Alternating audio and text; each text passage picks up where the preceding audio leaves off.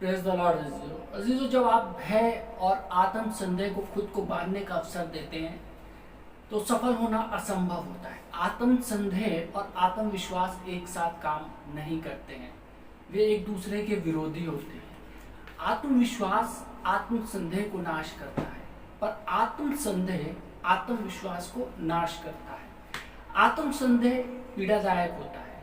वह जो कुछ करता है या करती है, ये जो कुछ महसूस करते हैं और फैसले लेते हैं, उन सब से स्थिर होता है। वो अधिकांश समय उलझन में रहते हैं और फैसले लेने और उसी में बने रहने से जूझते रहते हैं, क्योंकि वे अपना मन सदैव बदलते रहते हैं, सिर्फ इसलिए कि कहीं कुछ गलत ना हो जाए। आत्मविश्वास से भरी स्त्री गलत करने से नहीं डरती। वह समझ गई है कि वह गलतियों से अमर हो सकती है, उभर सकती है और गलती करने के भय से खुद को कैद करने का मौका नहीं देती या खुद को आत्म संदेह द्वारा बांधने नहीं देती है।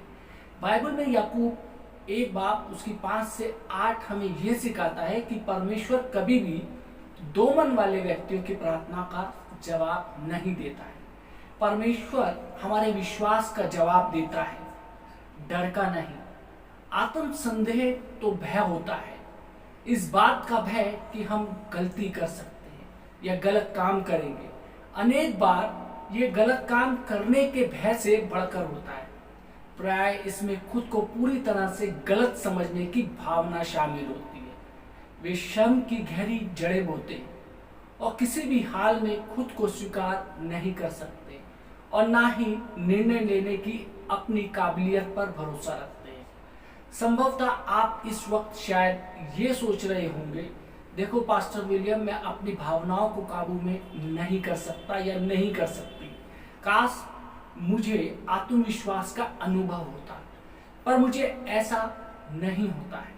मैं आपसे जिस बात को कहने की तैयारी में हूं, वह आपने आज तक नहीं सुनी हुई बातों में से सबसे महत्वपूर्ण होगी।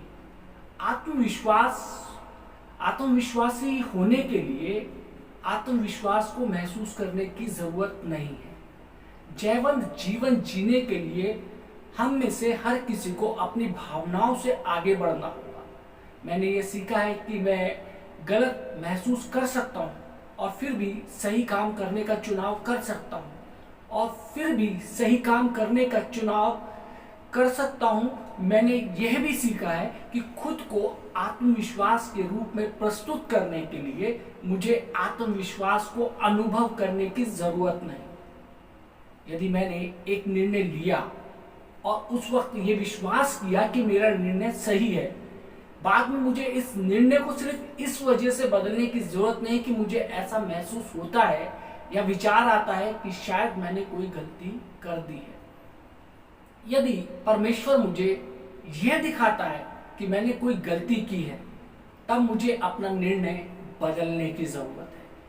पर हर उस अव्यवस्थित विचारों और भावनाओं के सामने घुटने टेकने की जरूरत नहीं है जिसका मैं सामना करता हूं। जब शैतान मेरी बुद्धि के विरुद्ध युद्ध छेड़ता है, तो मैं अपना मुंह खोलकर जोर से परमेश्वर के उन वचनों को बोलता हूं जो उसने मेरे बारे में कहे हैं और जो वह आपसे भी कह सकता है, जो वह आपसे भी कहता है और आप भी कह सकते हैं परमेश्वर के उन वचनों को, क्योंकि मैं उसी में जीवित रहता और चलता फिरता और स्थिर रहता हूं।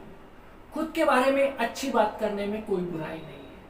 हमें करना चाहिए, कहना चाहिए कि परमेश्वर का ज्ञान मुझ में है और मैं सही निर्णय लेता हूं या लेती हूं। हमें अपनी भावनाओं पर भरोसा रखने से ज्यादा परमेश्वर के वचन पर भरोसा रखना चाहिए। भावनाओं में रहना या उसका होना खुद में बुरा नहीं होता, पर वह निश्चित ही लोगों को भटका देता है। भावनाएं हमें सही सूचना देने के योग्य होती हैं, परंतु परमेश्वर रहित वो सही सूचना देने के योग्य भी नहीं होती हैं। अतः हमें भावनाओं से गहरा जीवन जीना होगा। यदि हम परमेश्वर के वचन में देखें, 2 तीमुथियुस 2 उसकी 22वीं आयत में यहाँ पर वचन कहता है, जवानी की अभिलाषा से भाग और जो शुद्ध मन से प्रभु का नाम लेते हैं उनके साथ धर्म और विश्वास और प्रेम और मेल मिलाप का पीछा कर। मेरे जीवन की दिशा में ऐसे कई समय आए जब मुझे शांति का अनुभव हुआ और फिर भी मेरा दिमाग मुझसे विवाद करता। याकूब 1 बात और उसकी 22वीं आयत में साफ साफ हमें ये सिखाता है कि तर्क हमें धोखा और विश्वासघात की ओर ले जाता है। जब हम अपना मन किसी निर्णय से बदल देते हैं, ये इसलिए होता है कि हमें अपनी भावनाओं पर भरोसा रखने से ज्यादा परमेश्वर के वचन पर भरोसा रखना चाहिए, क्योंकि उस दिशा पर बढ़ने से मिलने वाली शांति को हमने खो दिया होगा। आत्म संदेह की वजह से एक व्यक्ति डर द्वारा पीछे हट जाता है। परमेश्वर का वचन कहता है, इब्रानियों 10 बाब और उसकी 38वीं आयत में लिखा है, पर मेरा धर्मी जन विश्वास से जीवित रहेगा और यदि वे पीछे हट जाए तो मेरा मन उससे प्रसन्न ना होगा। इसका मतलब ये नहीं है कि वो हमसे नाराज होगा, पर इससे उसे बहुत दुख पहुंचेगा कि प्रभु यीशु के द्वारा दिए गए आत्मविश्वास के स्तर से हम कितना नीचे जी रहे हैं। विश्वास का अर्थ है परमेश्वर पर भरोसा रखना और उसके वचन पर भरोसा रखना। शायद परमेश्वर के साथ आपका रिश्ता अच्छा है और उस पर भरोसा रखने में आपको कोई दिक्कत नहीं होगी, पर जब खुद पर भरोसा करने का मौका आता है तो आप पीछे हट जाते हैं। आप भय को अपने आप पर नियंत्रण करने का और आपको पीछे धकेलने का मौका देते हैं।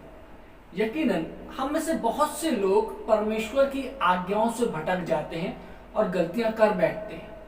हम सोच सकते हैं कि हम सही दिशा में जा रहे हैं और फिर हमें यह पता चलता है कि हम गलत हैं, पर यह दुनिया का अंत नहीं और ना ही ये ऐसा कुछ है जिसकी चिंता की जाए। यदि हमारा मन सच्चा है और हम परमेश्वर की इच्छा खोज ईमानदारी से कर रहे हैं तो गलतियां करने पर भी वो हमारे जीवन में हस्तक्षेप करेगा और हमारी जानकारी के बगैर वे हमें सही रास्ते पर ले जाएगा। मैं प्रोत्साहित करना चाहता हूं कि जब तक परमेश्वर आपको कुछ अलग का रास्ता ना दिखाए तब तक आप ये विश्वास करें कि परमेश्वर द्वारा आप चलाए जा रहे हैं, ना कि हमेशा ये सोचते रहें कि आप गलत हैं और आत्म संदेह के दुख में जिएं। जिस तरह परमेश्वर ने अपने वचनों द्वारा हमसे ये वादा किया है, हमारे को दुख में नहीं जीना, क्योंकि परमेश्वर का वचन ये कहता है, यूहन्ना 16 बाब और उसकी 13वीं आयत में लिखा है, परंतु जब वह अर्थात सत्य का आत्मा आएगा तो तुम्हें सब सत्य का मार्ग बताएगा, क्योंकि वह अपनी ओर से न कहेगा परंतु जो कुछ सुनेगा वो कहेगा और आने वाली बातें तुम्हें बताएगा। मेरे अजीजों, उस पर भरोसा रखो ताकि वे पवित्र आत्मा द्वारा सभी सत्य के मार्ग पर हमें चलाए। यदि हम गलत रास्ते पर हैं तो वह हमें सही रास्ते पर लाने में हमारी मदद करेगा। जब जिम बर्क को जॉनसन एंड जॉनसन के नए उत्पादक विभाग का प्रमुख नियुक्त किया गया था, उनकी सबसे पहली योजना थी बच्चों की छाती पर मालिश के लिए उपयोग किए जाने वाली वस्तु को विकसित करना। वो उत्पादन पूरी तरह से असफल हो गया और जिम बर्क ने यह सोचा कि उन्हें निलंबित कर दिया जाएगा। तब उन्हें उस संस्था के चेयरमैन से मिलने को कहा गया। बहुत घबराया हुआ था ये। बहरहाल आश्चर्यजनक रूप से उनका स्वागत सत्कार किया गया। क्या तुम वही हो जो हमारे लिए इतने महंगे पड़ गए हो? रॉबर्ट वुड जॉनसन ने पूछा उनसे। मैंने तुमको बधाई देने यदि तुम गलती कर रहे हो, कहता है कि मैंने तुमको बधाई देने के लिए बुलाया है। यदि तुम गलतियां कर रहे हो तो इसका मतलब यह है कि तुम खतरा मोल ले रहे हो, और जब तक हम खतरा मोल ना लेंगे तब तक हम बढ़ेंगे नहीं। कुछ वर्षों पश्चात जब खुद Jim Burke Johnson and Johnson के चेयरमैन बने, उन्होंने भी इन्हीं वचनों को फैलाया। गलती करने से मत डरिए। आप गलती किए बिना कभी सफल नहीं हो सकते। और संभवतः बहुत सी गलतियां मुझे लगती हैं कि लोग जरूरत से ज्यादा गलतियों को महत्व देते हैं। हमें कबूल करना चाहिए परमेश्वर के सामने उन गलतियों को, मन फिराना और परमेश्वर से माफी मांगनी चाहिए। हमें गलतियों से सीखना चाहिए, क्योंकि ऐसा करने से हमारे जीवन का मूल्य बढ़ जाता है। गलतियों को आप में अपराध और बुरा एहसास लाने का मौका देने के बजाय उन्हें अपना गुरु बनाइए। और हमेशा याद रखें कि सिर्फ इसलिए क्योंकि हमने एक गलती की, इसका मतलब ये नहीं कि आप एक गलत व्यक्ति हैं। आपने कौन को अपने काम से अलग करना सीखा। इंसान के रूप में जो कुछ गलतियां हम करते हैं वह हमारा काम है, पर फिर भी हम परमेश्वर के बच्चे हैं और उसके पास हमारे जीवन के लिए एक अच्छी योजना है। संदेह के पाप को अपने जीवन से बाहर निकालकर फेंक दीजिए। सरल ढंग से कहा जाए तो आत्म संदेह गलत होने का डर होता है। जो आत्मा तुमको मिली है वो गुलामी की आत्मा नहीं है, ताकि फिर से एक बार डर के तुम गुलाम बन जाओ। रोमियो 8 बाब उसकी 15वीं आयत में लिखा है, क्योंकि तुमको दासत्व की आत्मा नहीं मिली कि फिर भयभीत हो, परंतु लेपालक की आत्मा मिली है, जिससे हम हे अब्बा हे पिता कहकर पुकारते हैं। मेरे अजीजों, परमेश्वर नहीं चाहता कि आप डर के द्वारा जीवन गुजारें, खुद पर या परमेश्वर पर संदेह करें। यदि आप इसके बारे में सोचेंगे तो आपको ये स्पष्ट होगा कि वास्तव में संदेह करना पाप होता है, क्योंकि रोमियो 14 बाब और 23वीं आयत में बाइबल कहती है कि जो कुछ विश्वास में नहीं वो पाप है। जब हम संदेह, निराशा और भय को खुद पर हावी होने का मौका देते हैं, उसी वक्त परमेश्वर की आशीषें और हमारे बीच की दीवार बढ़ने लगती है। उस दीवार को अपने जीवन में बनने का मौका मत दीजिए। संदेह नकारात्मक बातों के होने का डर है, पर विश्वास अच्छी बातों के होने की कामना करता है। वास्तव में संदेह और भय की तुलना में विश्वास से कम सकारात्मक ऊर्जा की जरूरत पड़ती है। जो लोग विश्वास करते हैं और जो सकारात्मक होते हैं वो भय, संदेह और नकारात्मकता से डरे हुए लोगों की तुलना में अधिक स्वस्थ होते हैं। सकारात्मक लोगों की उम्र नकारात्मक लोगों की तुलना में धीरे धीरे बढ़ती है और वे लंबा जीवन गुजारते हैं। आपके जीवन में घटित बहुत सी दुखदाई घटनाओं की वजह से आप में नकारात्मकता उत्पन्न हुई होगी, पर परमेश्वर ने कभी भी आपकी सृष्टि नकारात्मक, भयभीत और संदेहपूर्ण होने के लिए नहीं की है। मेरे अजीजों, परमेश्वर ने हम में से हर एक की सृष्टि आजाद इच्छा सहित की है। इसकी वजह से भारी प्रभाव से परे हम खुद के निर्णय लेने की क्षमता रखते हैं। शैतान हम पर बाहरी दबाव डालकर हमसे जबरदस्ती काम कराने की कोशिश करता है, परंतु परमेश्वर हमारी अगुवाई अपनी पवित्र आत्मा से करता है, जो हमारे दिल के अंदर है, जहां वो रहता है।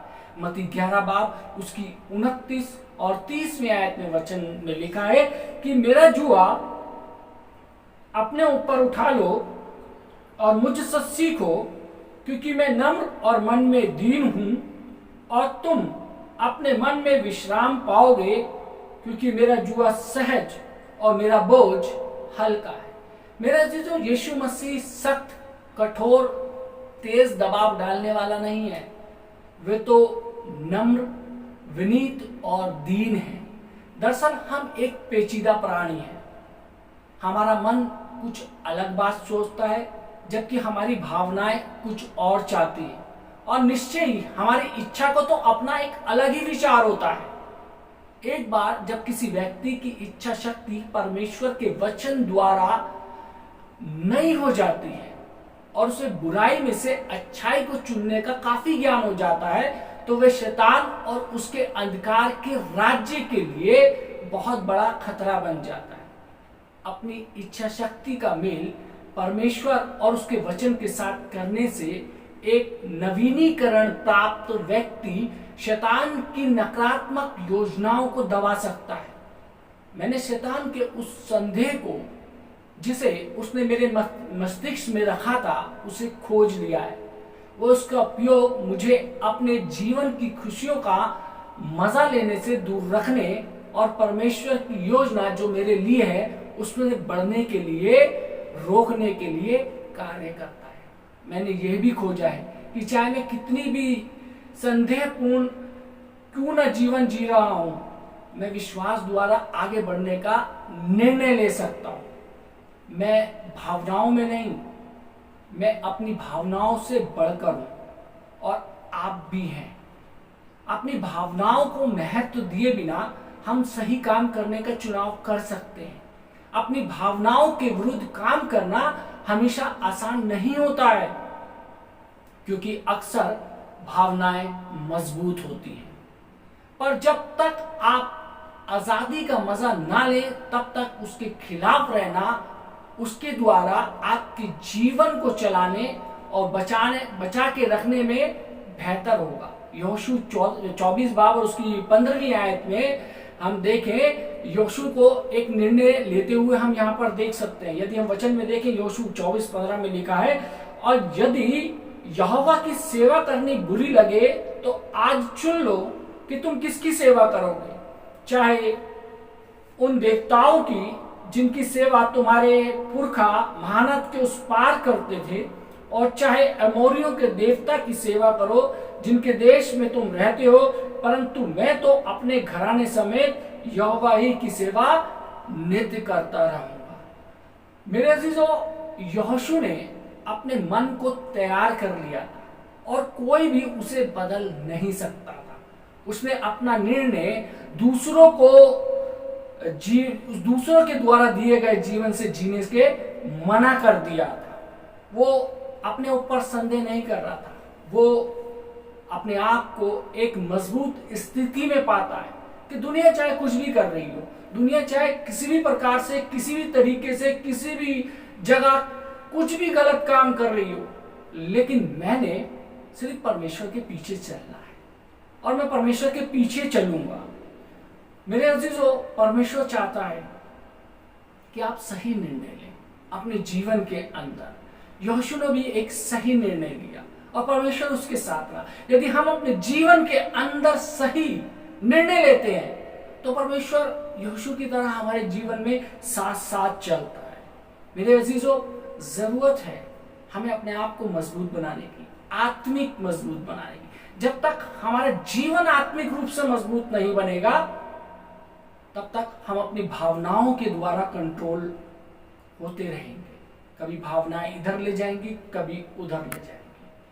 तो इसलिए जरूरत है हमें सबसे पहले आत्मिक रीति से परिपक्व होने की, आत्मिक रीति से बढ़ने की, और यही एक जीवन का मूल कारण है कि हमने आत्मिक रीति से मजबूत बनना है, ताकि हम अपने जीवन को, जो परमेश्वर ने हमारे को संसार के अंदर जीवन दिया है, उसको बहुतायत के साथ बहुत अच्छे तरीके से जी सके। परमेश्वर चाहता है कि आप स्वतंत्र निर्णय लेने वाले हों। परमेश्वर आप सबको आशीष दे। आइए अब दुआ करें। महान सामर्थ्य का परमेश्वर, धन्यवाद देते हैं आज के सुंदर वचन के लिए। प्रभु जी, आपने हमको दिया परमेश्वर।